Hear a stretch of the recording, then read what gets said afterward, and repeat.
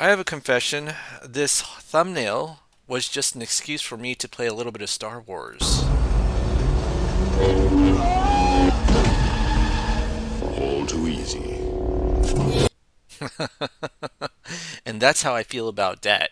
It's all too easy, or at least paying it off is. In fact, I've done this a gajillion times that it's literally quite boring to me now, believe it or not. Like paying off debt, doing these spreadsheets, I've done this a gajillion times that, anybody who watches this for the first time will be amazed. Whereas for me, I've just like done it over and over again, and it's so easy. So let's go ahead and do it. Pay off debt, and that's what we're gonna do today. And so, how do we pay off debt? Easy. Let's create a budget, and that's the first step because your budget is your debt attack plan. So you list the income, expenses, leftover checking savings, and then in the expense breakdown, you list every single debt that you have, right? And so we have three credit cards, an auto loan, a student loan, and a mortgage, and on top of that, $2,000 of personal expenses not tied to debt. Now, if you ever study real estate investing, there's a term called NOI, net operating income, and cash flow. So, net operating income is just your income minus your expenses, these expenses that are not tied to debt. And then cash flow is your income minus expenses minus debt, right? So we want to be to get to the point where we have no debt and we have what we call our net operating income, meaning even if we paid off all of our debt, we would still have this $2,000 a month to pay. And that's what we're going to try to do. And what we're assuming is that we make the same income and the same expenses. So I'm going to go ahead and copy and paste. And then what we're going to do is something crazy that most people will feel uncomfortable doing this, which is not saving money, right? So that's really how you pay off debt is you don't save money. And then we're going to use a line of credit to help us not save money, right? So really the difference between the average American style of banking and what we call the velocity debt payoff method, I'm trying to come up with another name than what we used to call it because state of Illinois went after another YouTuber for using some forbidden words. Um, but the real difference is that what is the where is the final destination of your money? Is it your checking or savings, or is it debt, aka the line of credit? And so in traditional banking, what we're kind of socialized to do is get paid, pay all of your bills, and then leave the left over in your checking and savings account, right? And so what we do here is we get paid, dump all of our money into something called a line of credit, and then take our expenses out of it. So you'll see how this works. And if you've never heard of a line of credit, it's basically a financial tool where you could borrow money, pay it back, and then use it over and over again. And so let's assume we have a $60,000 8% line of credit. Usually that interest rate is reserved for home equity lines of credit. So if you have a home, you can kind of borrow your equity. Yeah, I don't know if that's how you say it, right? So, but you can borrow money and then use your equity as collateral, right? And they'll charge you an 8% interest rate usually. 15%, was it 18%? Max by law? Yeah, I think it's 18%. And so they'll, if you have equity, if you don't know what it is, basically the value of your home minus any debts tied to your home, and then they'll like give you 80 to 90% of it as a limit, assuming you have good credit and good income. Now, a lot of people don't understand how banks work. Okay, they think they can go to a bank when they're struggling with little bit of cash flow, and they have all this debt, and they don't see it from the bank's point of view, right? So even though we're assuming that we might have like a free and clear line of credit, so we'll say we were starting out with the free and clear line of credit. If you go to a bank and you need money, you know what they're going to say? They're going to say no and turn you away. Why? Because banks don't lend money to people who need it.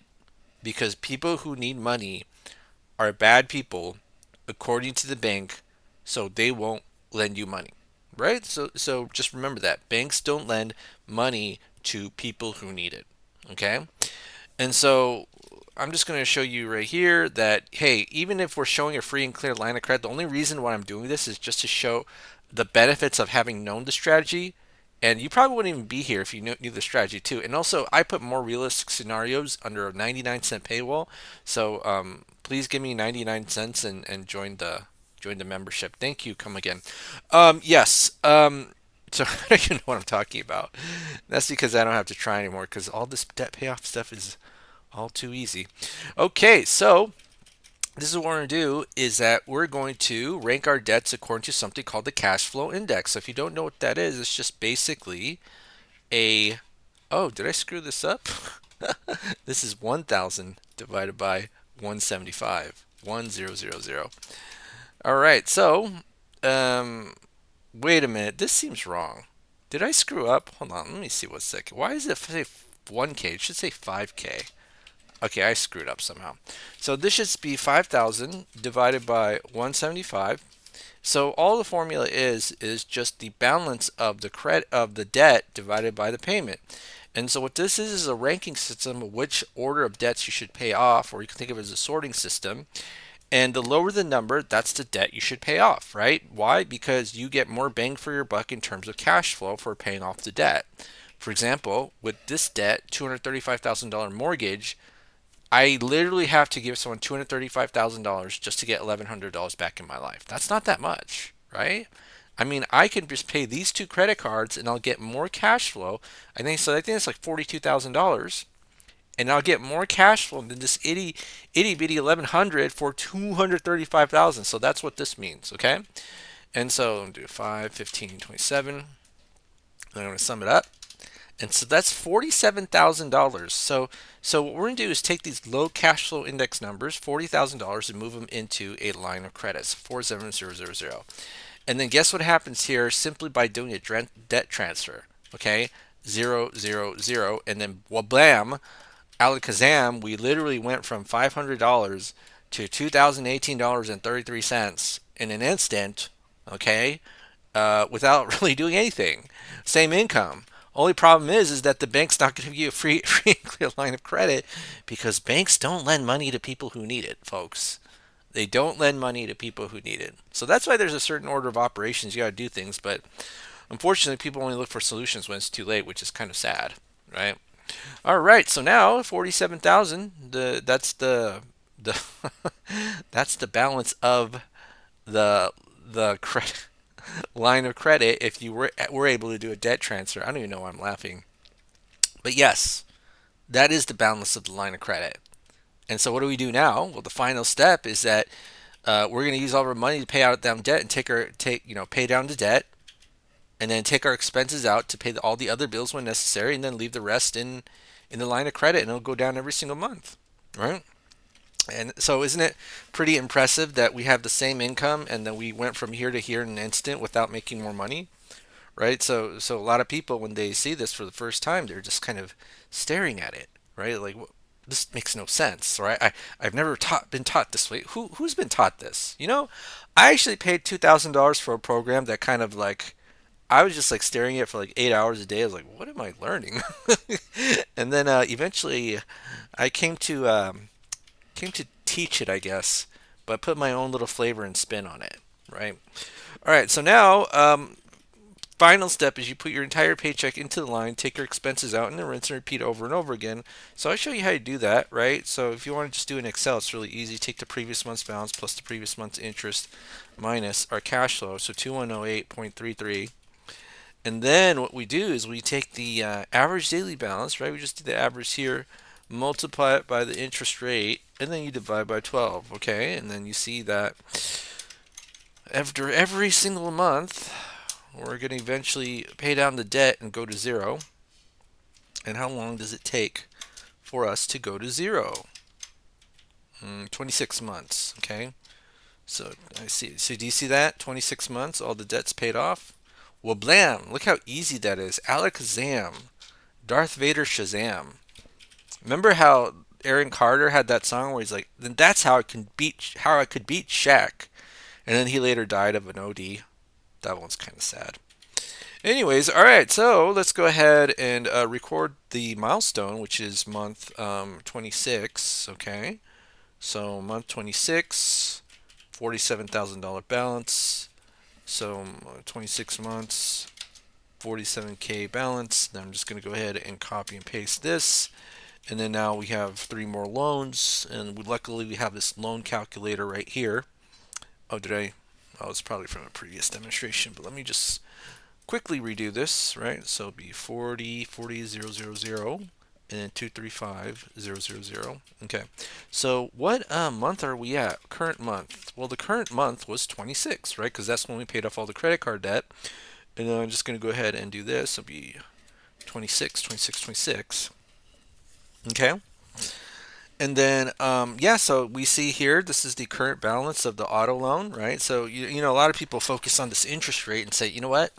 This is the highest interest rate out of all the debts. Okay.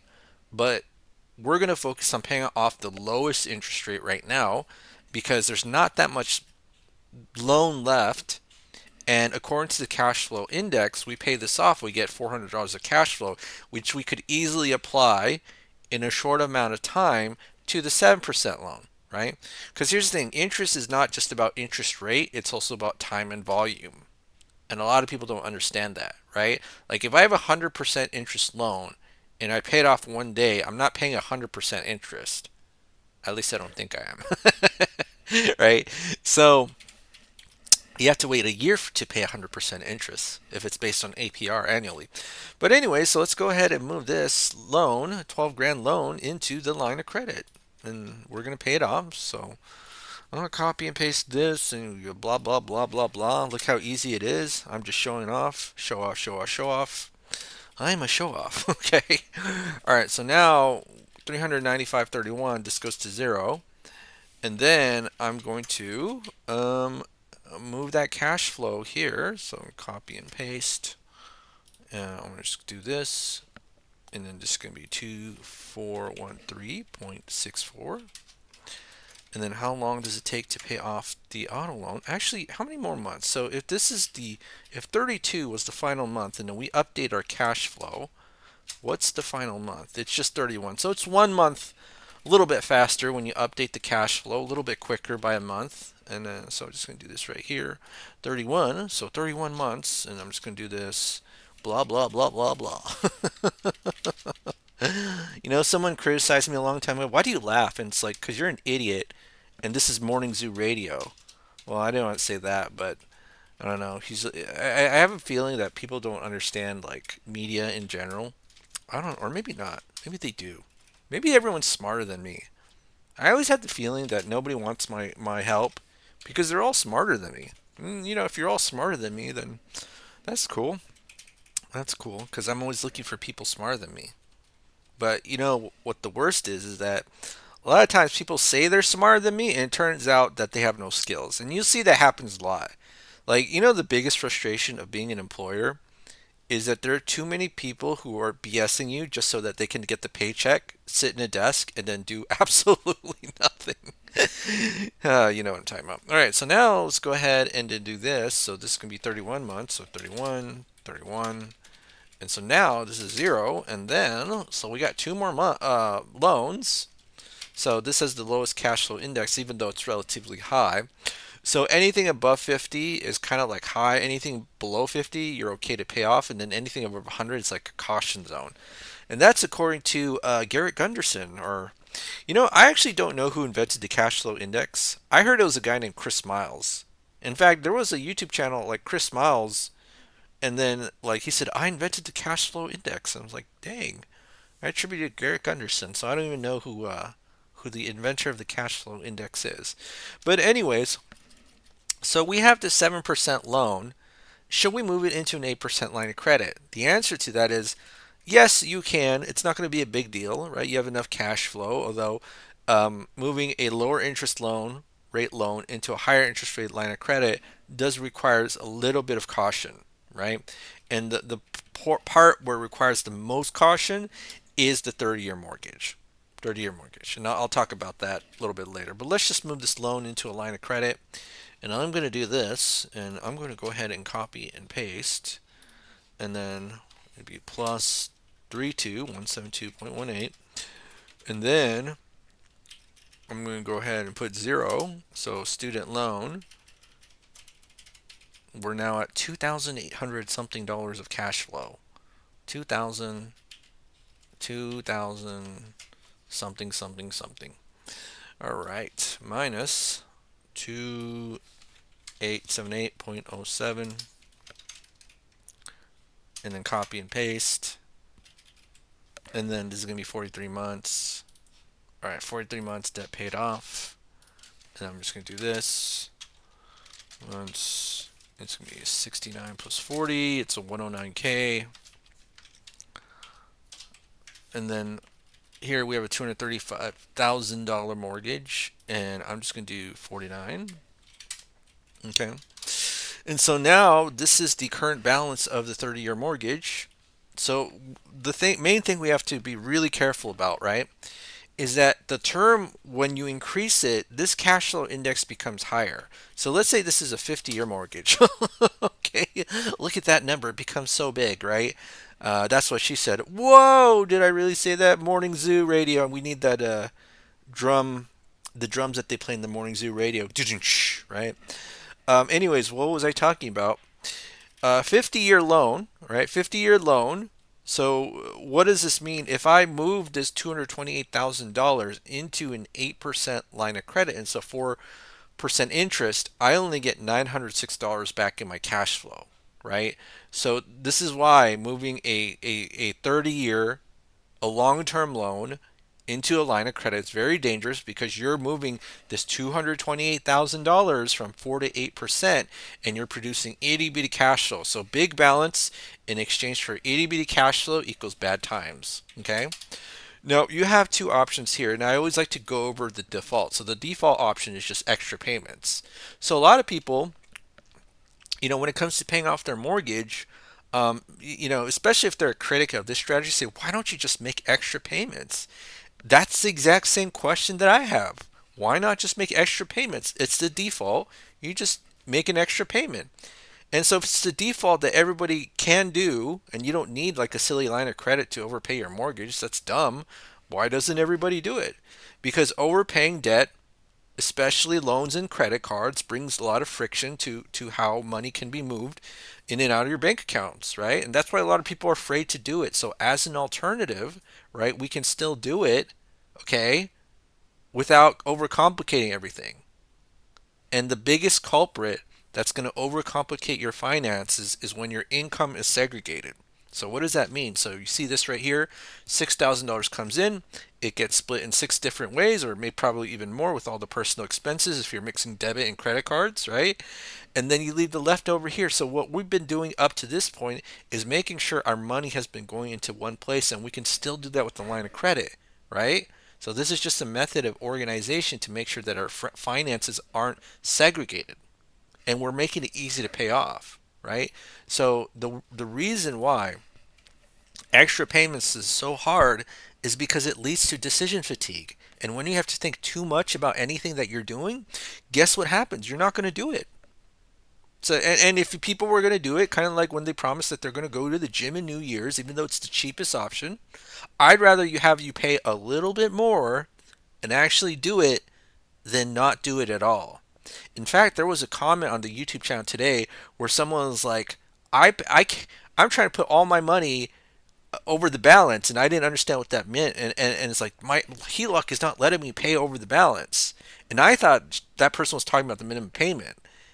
No, no, it was actually the balance. I was like, you can't overpay the balance of a HELOC because that'll mean, go less than zero and it'll be negative, right? And so, yeah. Anyways, but that's what I mean. Like people can have much easier time overpaying the HELOC than the loan, right? And it's not that you can't get your money back, but there's a perceived risk level and again, I want to emphasize the word perceived, that when you put your money into a loan because it's a one-way street, that money is gone forever. And now that's not technically true, right? Because if you have credit cards and lines of credit as backup, you have money there, but guess what happens with the average person when they do it that way? Okay, when they don't centralize their finances using the HELOC as a financial hub, they end up segregating their income, right? So even if using that line of credit is more expensive slightly, I say slightly, think of it as like a good insurance policy or maybe like a seatbelt in your car. Maybe it's cheaper to have cars without seatbelts, right? But for you, I want you to ride your seatbelt. Okay? That's all I'm saying.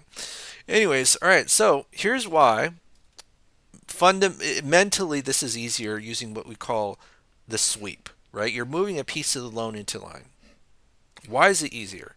Because the execution is easier because you're literally thinking going to zero with your checking account and your line of credit. So as long as your checking account and line of credit go to zero, then you see like success loops over and over again and you feel like that momentum. Okay? So rather than when you make extra payments, you're constantly thinking how much you need to send extra to the loan, which is why no one does it after 1 or 2 months, or very few people do. You see what I'm saying? All right, so if that doesn't make sense, I'll just show you how that works. So let's just take a chunk of the loan, piece of the loan, and move it into the line of credit. So I'm just going to do this and then plus 6000, and then you see that in 2 months it gets paid off, right? Look at that. That 6 months gets paid off, and the cost of the interest of the line of credit was about 20 something dollars a month, and we're tackling it, and then we just rinse and repeat over and over again. And so all we got to do now is just use this fancy schmancy calculator to tell us when the debt payoff is. Give me one moment to open it up. All right, so all we got to do is copy the values of this calculator from here to this fancy schmancy calculator right here. Right, and I wish I had my butler Jeeves filling this out for me, but 4%, 30 years, let's go ahead and do that. 4%, 30 years, payment amount is 1121.93.